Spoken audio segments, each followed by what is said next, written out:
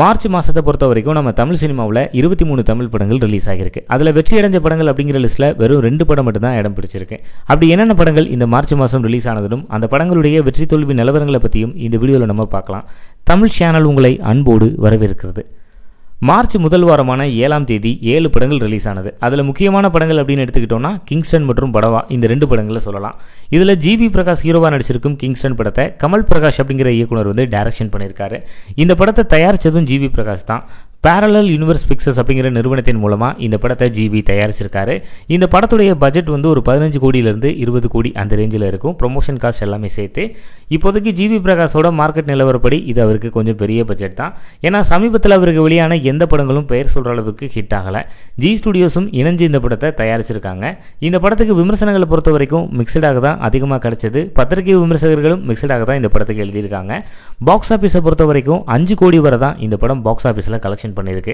பெரிய எதிர்பார்ப்புல இருந்த ஜிவிக்கு இந்த படம் பாக்ஸ் ஆபீஸ்ல ஒரு பெரிய ஃபிளாப்பை கொடுத்தது மட்டும் இல்லாம ஒரு தயாரிப்பாளரா இந்த படத்தின் மூலமா அவர் நஷ்டமும் அடைஞ்சிருக்காரு. அடுத்தது விமல் சூரி இணைஞ்சு நடிச்சிருக்கும் படவா. கேவி நந்தாங்கிற இயக்குனர் இந்த படத்தை டைரக்ஷன் பண்ணியிருக்காரு. இந்த படத்தை 5-6 வருஷத்துக்கு முன்னதாகவே எடுத்து முடிச்சிட்டாங்க. பட் ரொம்ப நாளா ரிலீஸ் பண்ண முடியாம வச்சிருந்தாங்க. இப்போ ரீசெண்டா ரிலீஸ் ஆன மதகஜராஜா படத்துக்கு கிடைச்ச சப்போர்ட்னால இந்த படத்தை இந்த டைம்ல இறக்கி விட்டாங்க. பட் விமர்சனங்கள் இந்த படத்துக்கு மிக்சடாக தான் கிடைச்சது. பாக்ஸ் ஆபீஸ்ல இந்த படம் ஃபெயிலியர். இந்த படங்களோட ரிலீஸ் ஆன மற்ற படங்கள்லாம் எதுனா ஜென்டில் உமன், யமகாதகி, நிறம் மாறும் உலகில், லெக் பீஸ், மர்மர் இந்த 5 படங்கள் தான். இதில் ஜென்டில் உமன் படத்தை ஜோசுவா சேதுராமன்கிற டேரக்டர் எடுத்திருக்காரு. இது இவருக்கு முதல் திரைப்படம். லிஜோமோல் ஜோஸ் மற்றும் லாசலியா மரியநேசன் இந்த படத்தில் லீட் ரோல் பண்ணியிருக்காங்க. கோவிந்த் வசந்தா இந்த படத்துக்கு இசையமைச்சிருக்காரு. பாசிட்டிவான விமர்சனங்களை பத்திரிகை விமர்சகர்கள் இந்த படத்துக்கு அதிகமாக கொடுத்துருக்காங்க. பட் பாக்ஸ் ஆஃபீஸில் அது பெருசாக ரிஃப்ளெக்ட் ஆகலை. கமர்ஷியலாக இந்த படம் ஃபெயிலியர் ஆயிடுச்சு. மேபி ஓடிடியில் ஹிட் அடிக்கலாம். அடுத்தது யமகாதகி.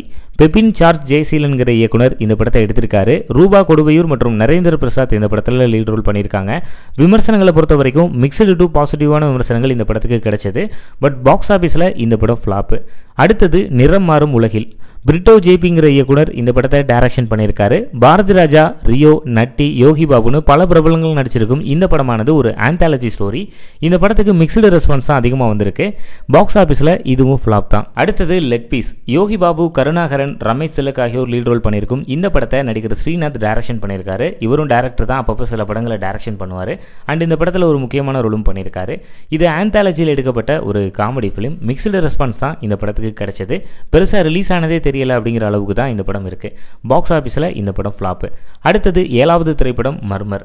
ஹேமந்த் நாராயணன்கிற இயக்குனர் இந்த படத்தை டைரக்ஷன் பண்ணியிருக்காரு. இதில் நடித்த எல்லாருமே சினிமாவுக்கு புதுமுகங்கள் தான்.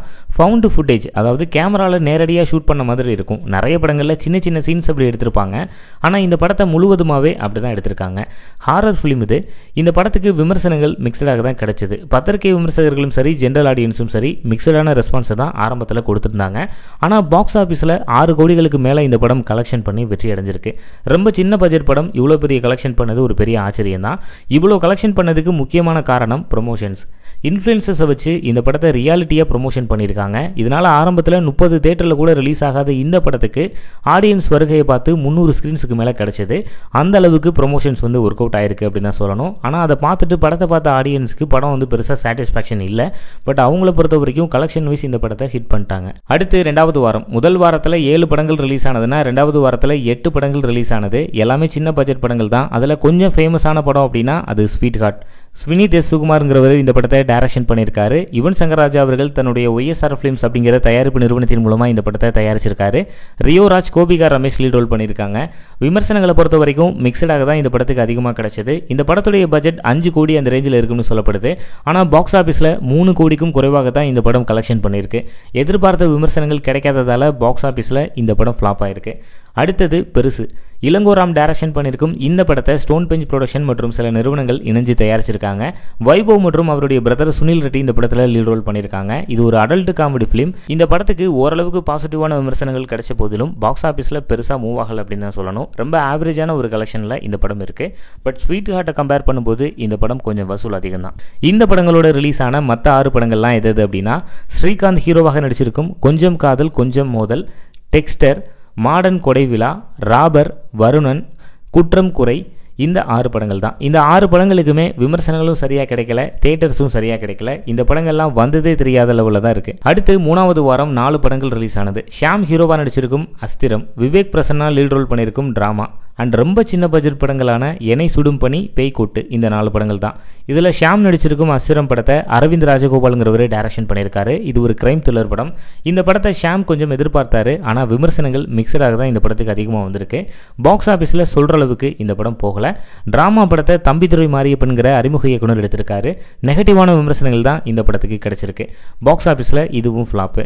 இந்த படங்கள் கூட ரிலீஸ் ஆன ரொம்ப சின்ன பட்ஜெட் படங்களான எனை சுடும் பனி, பேய்கூட்டு இதெல்லாம் வந்ததே தெரியாமல் காணாம போயிடுச்சு. அடுத்து மார்ச் மாசத்தோட கடைசி வாரத்தில் ரிலீஸ் ஆன படங்களுடைய லிஸ்ட்டை பார்க்கலாம். 4 படங்கள் ரிலீஸ் ஆனது. அதுல முக்கியமான படம் அப்படின்னா 27ஆம் தேதி விக்ரம் அவர்களுடைய வீர தீர சூரன் 2 எதிர்பார்ப்போட ரிலீஸ் ஆனது. எஸ்.யு. அருண்குமார் டைரக்ஷன் பண்ணியிருக்கும் இந்த படத்தில் விக்ரம் அவர்களுக்கு ஜோடியா துஷாரா விஜயன் ஹீரோயினா பண்ணியிருக்காங்க. எஸ்.ஏ. சூர்யா மற்றும் மலையாள நடிகர் சுராஜ் இந்த படத்தில் முக்கியமான ரோல் பண்ணியிருக்காங்க. HR பிக்சர்ஸ் அப்படிங்கிற தயாரிப்பு நிறுவனம் இந்த படத்தை ப்ரொடியூஸ் பண்ணியிருக்காங்க. HR பிக்சர்ஸ் இதுக்கு முன்னாடி தமிழ் ஃபிலிம்ஸ் அப்படிங்கிற நேமில் சில படங்களை ப்ரொடியூஸ் பண்ணியிருக்காங்க. புலி, இருமுகன் இந்த மாதிரி சில படங்களை தமிழ் மற்றும் மலையாளத்திலையும் இவங்க படங்களை ப்ரொடியூஸ் பண்ணியிருக்காங்க. சமீபத்தில் தான் இந்த HR ஃபிலிம்ஸ் அப்படிங்கிற பேனரில் இவங்க ப்ரொடியூஸ் பண்ணிட்டு வராங்க. இந்த படத்துக்கு சில இஷ்யூஸ் இருந்ததால் 27ஆம் தேதி மார்னிங் ஷோலாம் கேன்சல் ஆகி ஈவினிங் தான் படமே ரிலீஸ் ஆனது. இந்த படத்துக்கு விமர்சனங்களை பொறுத்த வரைக்கும் பாசிட்டிவான ரெஸ்பான்ஸ் தான் அதிகமாக வந்திருக்கு ஆடியன்ஸ் கிட்ட இருந்து. பத்திரிகை விமர்சகர்களும் இந்த படத்துக்கு பாசிட்டிவாக தான் ரிவ்யூஸ் எழுதியிருக்காங்க. பாக்ஸ் ஆஃபீஸை பொறுத்த வரைக்கும் முதல் 7 நாட்களில் 52 கோடிகளுக்கும் கொஞ்சம் அதிகமாக கலெக்ஷன் பண்ணதா அஃபிஷியலாகவே அனௌன்ஸ்மெண்ட் பண்ணிட்டாங்க. இந்த படத்தை 5 ஸ்டார் கதிரேசன் தான் டிஸ்ட்ரிபியூட் பண்ணியிருக்காரு. எஸ்.யு. அருண்குமாரோட சித்தா படமானது வேர்ட் ஆஃப் மவுத்தால தான் மெதுவாக பிக்கப் ஆகி பாக்ஸ் ஆஃபீஸில் ஒரு பெரிய வெற்றியை சந்திச்சது. அதே போல் இந்த படத்துக்கும் விமர்சனங்கள் மூலமாகவே இன்னமும் ஆடியன்ஸ் வர ஸ்டார்ட் பண்ணியிருக்காங்க. 2வது வார முடிவில் எப்படியும் 75 கோடிகளை இந்த படம் நெருங்கிடும். அதுக்கு மேலே போகுதா அப்படிங்கிறத நம்ம பொறுத்து இருந்து பார்க்கலாம். இந்த படத்தோட பார்த்தீங்கன்னா 28ஆம் தேதி பாவனா லீட் ரோல் பண்ணியிருக்கும் தி டோர் படம் ரிலீஸ் ஆனது. மிக்சடு ரெஸ்பான்ஸ் தான் இந்த படத்துக்கு கிடைச்சது. பாக்ஸ் ஆஃபீஸில் முதல் வாரத்திலேயே இந்த படம் ஃப்ளாப் ஆயிடுச்சு. பெருசாக வந்ததே தெரியல அப்படின்னு தான் சொல்லணும். இந்த படங்களோட சின்ன பட்ஜெட் படங்களான வெட்டு, அரம்சை இந்த படங்கள் ரிலீஸ் ஆகி ஸ்கிரீன் சை கிடைக்காம காணாமல் போயிடுச்சு. இந்த படங்கள் தான் மார்ச் மாதம் ரிலீஸ் ஆன தமிழ் படங்கள். இதில் வீர தீர சூரன் 2 வெற்றி வாக சூடியிருக்கு. அண்ட் சர்ப்ரைஸா மர்மர் அப்படிங்கிற படம் ஹிட் ஆயிருக்கு. பேன் இண்டியன் பிலிமா மலையாள திரைப்படமான எம்புரான் ரிலீஸ் ஆனது. முதல் 5 நாட்கள்லேயே 200 கோடிகளை கடந்ததா படக்குழுவே அஃபிஷியலாக அனௌன்ஸ்மெண்ட் பண்ணிட்டாங்க. ஆனால் தமிழ்நாட்டில் பார்த்தீங்கன்னா 10 கோடிக்கும் குறைவாக தான் கலெக்ஷன் பண்ணியிருக்கு இந்த படம். உலகம் முழுவதும் இதுவரைக்கும் 222 கோடிகளை கடந்ததா சொல்லப்படுது. இந்த படங்களில் நீங்கள் எதிர்பார்த்து நல்லா இருந்த படத்தை கீழே உள்ள கமெண்ட் பாக்ஸில் மறக்காமல் பதிவு பண்ணுங்கள். மேலும் இது போன்ற சினிமா செய்திகளுக்கு நம்மளுடைய தமிழ் சேனலை சப்ஸ்கிரைப் பண்ணுங்கள்.